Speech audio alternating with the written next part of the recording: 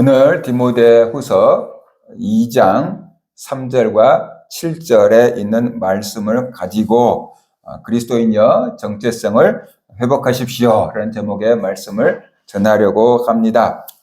본문 말씀을 보면 바울은 그리스도인의 정체성을 세 가지 비유로 말씀을 하고 있습니다.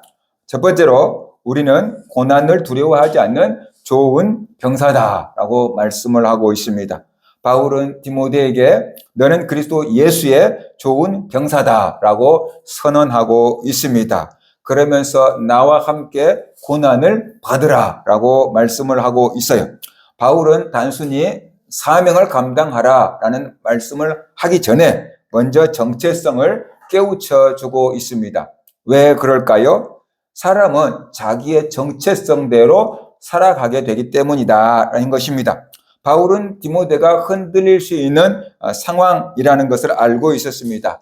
에베소 교회 안에 잘못된 가르침들이 들어와 있었고 로마의 박해도 있었습니다. 그래서 디모데는 목회자로서 부담도 있었을 것이고 두려움도 있었을 것입니다. 그렇기 때문에 바울은 먼저 디모데의 정체성을 다시금 확립시켜 주고 있습니다. 너는 그리스도 예수의 좋은 병사다 라고 디모데를 깨우쳐 주고 있습니다. 이 말은 단순한 위로가 아닙니다. 삶의 방향을 결정하도록 하는 선언이다라는 것입니다. 정체성이 분명해지면 삶의 기준도 분명해집니다. 그리고 삶의 기준이 분명해지면 선택 또한 달라지기 때문이다라는 것이 내 정체성에 맞는 선택을 하게 되기 때문입니다. 당시 바울은 복음 때문에 감옥에 갇혀 있는 상황이고 이제 머지않아서 자기가 죽게 된다는 것도 알고 있는 상황입니다. 그런데 그 바울이 아들처럼 사랑하는 디모데에게 나는 이렇게 고생했으니까 너는 편안하게 믿어라 그렇게 말씀한 게 아니다. 나와 함께 고난을 받으라 라는 명령을 하고 있습니다. 어떻게 보면 매정한 것 같은데 그게 진짜 디모데를 위한 것임을, 그게 진짜 디모데의 영혼을 살리는 것임을 알았기 때문에 바울은 나와 함께 고난을 받으라 라고 말하고 있는 것입니다. 왜 그랬을까요? 그들이 그리스도 예수의 병사이기 때문에 그런 것입니다. 병사는 전쟁을 피하는 사람이 아니고 명령을 따르는 사람이다라는 것이 그리스도 예수의 병사로 부름을 받았다는 것은 곧 십자가의 길에 동참하는 존재가 되었다는 것입니다. 그렇다면 좋은 병사는 어떻게 살아야 됩니까? 디모데후서 2장 4절 이렇게 말합니다. 병사로 복무하는 자는 자기 생활에 얽매이는 자가 하나도 없나니 이는 병사로 모집한 자를 기쁘게 하려 함이라. 생각해 보십시오. 군대에 있는 군인이 가족들 만나겠다고 아무 때나 나오고 애인 만나겠다고 아무 때나 나오고 친구 만나겠다고 아무 때나 나온다 그러면은 그건 제대로 된 군인이 아니죠. 탈영병이죠. 참고 있고 그러다가 이제 휴가를 받으면은 가족도 만나고 애인도 만나고 친구도 만날 수 있는 거 아닙니까? 그래서 군인으로서 복무하고 있을 때에는 자기가 군인이라는 신분이 가장 급선무고 우선적인 신분이 되는 것이죠. 거기에 올인하는 것이 마땅하다라는 것이. 그래서 병사는 자기 삶에 얽매이면은 안 된다. 내 삶이 우선이 돼버리면 단체 생활을 할 수가 없고 군인다운 삶을 살 수가 없기 때문에 그런 것입니다. 왜 그렇습니까? 자기를 모집한 자를 기쁘게 하기 위함이다라고 바울은 말하고 있습니다. 바울이 이렇게 말한 이유는 우리를 모집한, 병사로 모집한 분이 그리스도고 그리스도 예수를 기쁘게 하기 위해서 우리는 자기 삶에 얽매이면 안 된다는 것입니다. 이런 이야기를 하는 이유는 우리가 그리스도 예수의 병사로 부름받았음에도 불구하고 우리의 삶 가운데 얽매이게 하는 일들이 너무나도 많기 때문이다. 내 개인적인 것에 얽매이게 하고 가정에 얽매이게 하고 경제에 얽매이게 하고 사회에 얽매이게 하고 그 얽매이게 하는 것들이 무수하게 많거든요. 그래서 우리가 병사라는 신분을 망각한 채 거기에 끌려다니다가 보면은 우리를 병사로 모집한 그리스도가 무슨 생각을 하겠어요? 너는 먼저 그의 나라와 그의 의를 구하라고 했잖아. 근데 왜 너는 너와 가족과 경제와 세상의 일을 우선시하니? 이렇게 되지 않겠습니까? 걱정하시겠지요. 그러니까 우리를 병사로 모집한 그리스도를 기쁘게 하기 위해서 자기 생활에 얽매이면 안 된다라고 지금 말하고 있습니다. 그래서 병사로 모집한 그리스도를 기쁘게 하기 위해서 디모데에게 너는 그리스도 예수의 좋은 군사다라는 것을 명심해라. 그리고 좋은 군사답게 자기 생활에 얽매이지 마라. 그래서 너를 병사로 모집한 그리스도를 기쁘게 하라라는 명령을 지금 하고 있는 겁니다. 우리의 정체성이 무엇입니까? 그리스도 예수의 좋은 병사다. 그냥 병사가 아니고 좋은 병사다라고 말하고 있습니다. 그러므로 우리는 그 정체성에 맞게 살아야 한다는 것입니다. 내 삶이 아니라 주님의 뜻을 우선으로 하는 삶, 편안함이 아니고 사명을 선택하는 삶, 사람의 눈이 아니라 주님을 기쁘게 하는 그 기준으로 살아야 되는 것입니다. 그것이 우리의 좋은 병사의 삶이다라는 것입니다. 그렇다고 하면 지금 디모데는 무엇 때문에 자기의 삶에 얽매이고 있을까요? 가족들 때문에 그랬을까요? 건강 때문에 그랬을까요? 경제적인 것 때문에 얽매였을까요? 그런 것 같지는 않습니다. 바로 지금 디모데가 처한 상황을 생각해 본다고 한다면은 고난을 두려워하고 있는 것으로 보인다는 것입니다. 지금 에베소 교회는 로마의 강력한 지금 박해를 받고 있고 자기가 존경하는 사도 바울도 감옥에 갇혔고 이제 곧 순교의 제물이 될 상황이거든요. 암담한 상황이에요. 빛이 보이지 않는 그 상황이에요. 그 현실을 묵상하다가 보니까 특별히 나이가 어리고 내성적인 디모데가 두려워지고 아마 움츠려들었던 것 같습니다. 그래서 바로 사명을 슬그머니 중단하고 있든지 내려놓고 있는 것처럼 보입니다. 그것이 바로 자기의 삶의 얽매인 상태다라고 볼 수 있어요. 내 생명이, 내 삶이 우선이 되어서 하나님의 사명을 지금 멈춰두고 있든지 내려놨든지, 그러니까 바울 입장에서 볼 때는 네 삶에 지금 얽매이고 있다라고 평가를 하는 것 같습니다. 이것은 좋은 병사의 모습이 아니다. 좋은 병사는 상황이 아니라 명령에 반응하는 사람입니다. 바울이 디모데에게 고난을 받으라고 한 이유는 디모데가 고난을 두려워하지 않고 끝까지 사명을 감당하기를 원했기 때문이다라고 볼 수 있어요. 왜? 바울이 아들처럼 사랑하는 디모데에게 고난을 감당하라고 했을까요? 분명히 사랑하는 사람이 고난당하는 것을 기뻐할 사람은 없어요. 바울도 그래야만 돼요. 그런데 나와 함께 고난을 받으라라고 지금 말하고 있는데 그 이유가 육체적으로 보면은 복음 때문에 고난을 당한 것이 고통스럽고 힘겨운 일이면 틀림없어요. 그러나 영혼을 보면 하나님의 나라까지를 내다본다고 한다면은 그것이 하나님께 영광을 돌리는 것이고 하나님께 상을 받는 것이고 그것이 생명을 얻는 길이기 때문에 바로 그 길을 가야 생명을 얻기 때문에 나와 함께 고난을 받으라라고 말씀하고 있는 것이. 잠깐 고난이 두려워서 사명을 내려놓고 심지어 더 나아가서 믿음을 포기한다고 한다면 그 사람의 육체적인 생명이 연장될 수는 있겠지요. 그러나 사람들 앞에서 나를 부인하면 나도 하나님 앞에서 너를 부인하리라 하는 주님의 말씀을 기억한다고 한다면 그가 하나님 앞에 섰을 때 어떻게 될 것인지를 생각해 보라는 것입니다. 그것은 두려운 일이지요. 바울은 알았던 것입니다. 너가 지금 고난을 당하는 거 힘겨운 일인 줄 안다. 그러나 그 고난 가운데서도 사명을 감당하고 좋은 병사로 살았을 때 주께서 주실 은혜가 더 크다. 상상할 수 없을 만큼 크다. 그렇기 때문에 너는 그것을 믿음의 눈으로 바라보고 좋은 병사답게 살아라 라고 말씀하고 있는 거예요. 나도 지금 좋은 병사로 살다가 곧 순교의 제물이 될 거 아니냐. 그렇지만 나는 하나님 앞에 가서 받을 상급 면류관을 바라보기 때문에 기꺼이 이 길을 간다.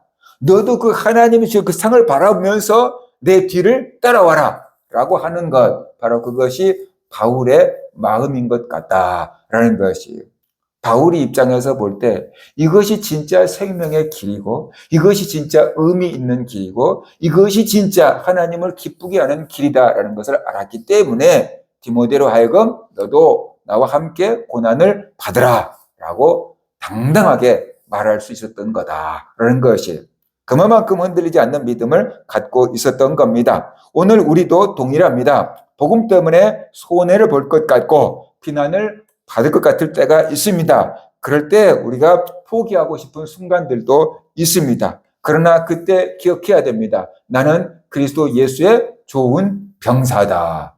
나는 그리스도 예수의 그냥 병사가 아니고 좋은 병사다라는 것을 우리가 알아야 돼. 요즘 우리나라 말로 한다면은 나는 그리스도 예수의 특공대다. 뭐 이렇게 우리가 알아야 되는 것이에요. 그러면 그 특공대답게 우리가 믿음을 지키고 싸워야 되는구나라는 것입니다. 주님의 명령을 따라서 사명을 감당하는 것이 좋은 병사의 삶이다. 그러니까 우리가 나는 그리스도 예수의 좋은 병사다라는 것을 깨우치고, 그리고 또 그 병사다운 삶을 살아야만 될 줄로 믿습니다.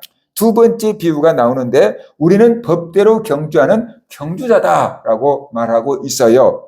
디모데후서 2장 5절 말씀합니다. 경기하는 자가 법대로 경기하지 아니하면 승리자의 관을 얻지 못할 것이며 라고 말하고 있어요. 바울은 디모데를 경기자, 곧 운동선수로 비유하고 있습니다. 모든 그리스도인은 지금 운동선수, 경주하고 있다는 것입니다. 올림픽에서 마라톤 출전한 선수처럼 지금 경주를 하고 있는 경주자다라고 말하고 있어요. 운동선수가 바라는 것은 무엇입니까? 결승선에 들어와서 메달을 받는 것, 그것이 운동선수가 받는 최고의 영예 아닙니까? 그러나 아무리 잘 달린 선수고 가장 먼저 들어왔다고 할지라도 룰을 어겼다고 하면 어떻게 돼요? 탈락이 되는 거고 실격 처리가 되는 것입니다. 상을 받을 수가 없어요. 그러므로 진짜 상을 받기 원한다고 한다면 경주도 잘해야 되지만 규칙을 잘 지키며 경주해야 한다. 그러니까 법을 지키며 경주해야 한다라고 지금 말하고 있어요. 왜 바울은 이런 말을 할까요? 디모데에게 단순히 열심을 내라 그렇게 얘기하고 있는 게 아니에요. 어떻게 살아야 하는지를 가르쳐주고 있다는 것입니다. 너는 경기자다. 그러므로 법대로 살아라. 하나님의 법을 지켜가면서 경주해라. 그 얘기를 하고 있는 것이죠. 당시 에베소 교회에는 잘못된 가르침, 요즘 말로 하면 이단들의 가르침도 들어와 있어요. 그 이단들이 하는 방법이 무엇이겠습니까? 수단과 방법을 가리지 않고 그들의 목적을 달성하려고 하는 것이 잘못된 사람들이잖아요. 그들의 가치관인 거예요.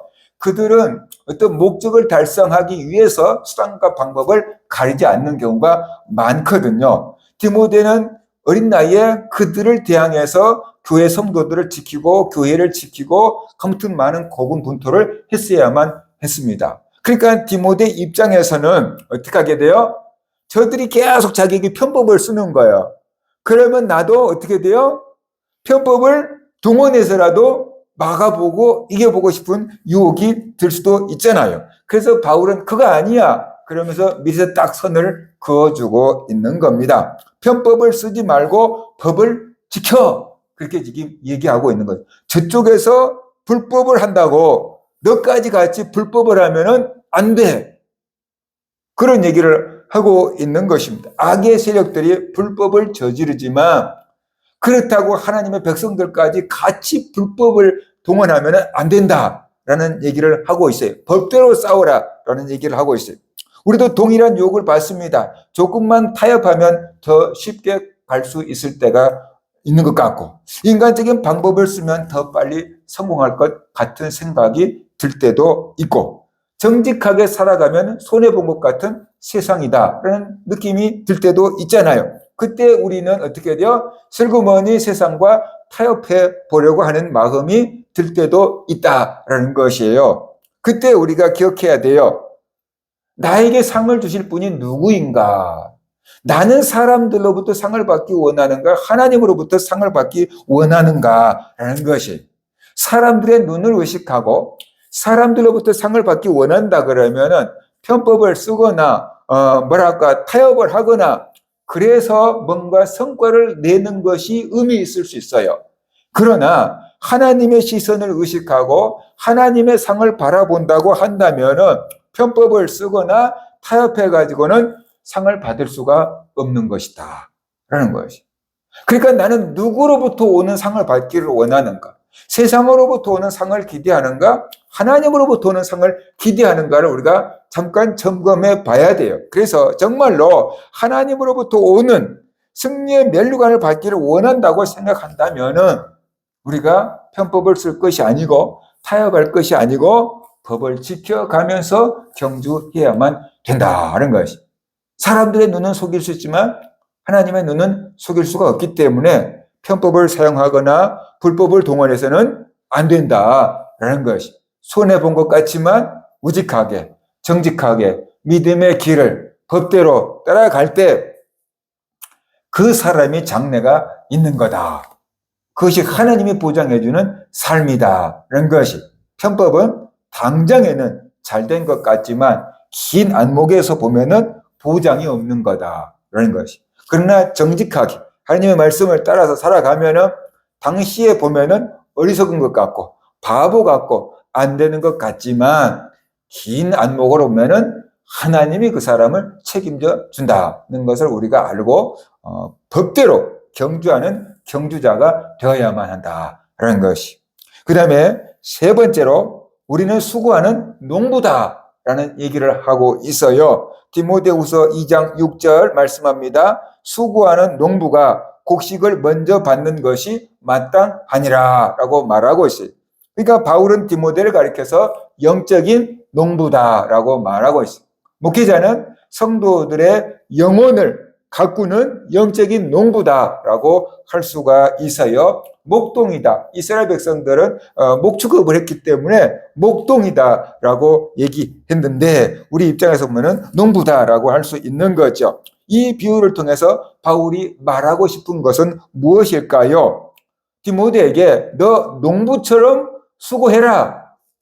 그 얘기하고 있는 거죠. 너 농부들이 열심히 일하는 것처럼 너도 농부를 본받아서 수고해 라고 말하고 있어요. 농부들이 하는 게 무엇입니까? 씨앗을 심거나 씨앗을 뿌리거나 그것을 가꾸어서 열매를 거두고 추수할 때까지 계속 곡식을 돌보는 거예요. 부모가 자식을 돌보듯이 농부들은 곡식을 계속해서 돌보는 거예요. 병충해가 먹지 않았나? 어쨌나? 물이 부족하지 않나? 그러면서 계속 곡식을 돌보는 것, 그것이 농부들이거든요. 그러니까 농부들은 뭐냐 그러면은 심음과 뿌림과 가꿈과 기다림, 그 속에 연속이다라고 볼 수가 있어요. 보통 회사를 다니면은 한 달에 한 번씩 월급이 나오잖아요. 그런데 농부들은 1년에 한 번 나와. 예를 들어서 사과 농사를 진다고 해봅시다. 그러면 사과가 달마다 열매를 맺어서 따서 팔면 다음 달에 또 맺고 그건 아니잖아요. 1년에 딱 열매 한 번 맺어서 가을철에 팔면은 또 다음 가을철까지 기다려야 되는 거잖아요. 그래서 심고 가꾸고 그다음에 기다리는 것, 이것이 농부의 일인 겁니다. 그래서 바로 이것을 심음과 뿌림의 법칙이라고 할 수 있어요. 성경은 분명하게 말씀합니다. 갈라디아서 6장 7절 사람이 무엇으로 심든지 그대로 거두리라.